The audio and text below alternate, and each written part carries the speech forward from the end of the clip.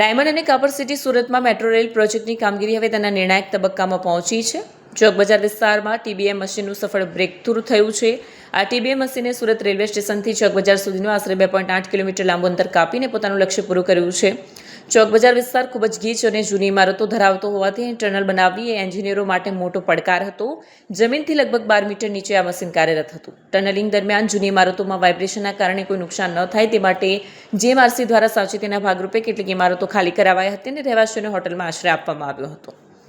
Gujarat metro rail કોર્પોરેશનના જણાવ્યા અનુસાર કોરિડોર 1 પર અંડરગ્રાઉન્ડ સેક્શનની કામગીરી હવે ઝડપથી આગળ વધી રહી છે. ડાઉનલાઇન બાદ હવે પેરેલલ અપલાઇન ટનલનું કામ પણ અંતિમ તબક્કામાં છે. આ બ્રેક થ્રુ સુરત મેટ્રોના ફેઝ 1 માટે ખૂબ જ મહત્વનું છે. ગીચ વસ્તી ધરાવતા વિસ્તારમાં કોઈપણ મોટી દુર્ઘટના વગર ટનલિંગ પૂર્ણ કરવું એ ટેકનિકલ સફળતા છે.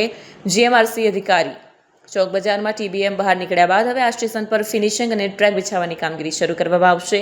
સુરત મેટ્રોના પ્રથમ તબક્કો જૂન 2026 સુધીમાં કાર્યરત થાય તેવી પૂરેપૂરી શક્યતા છે.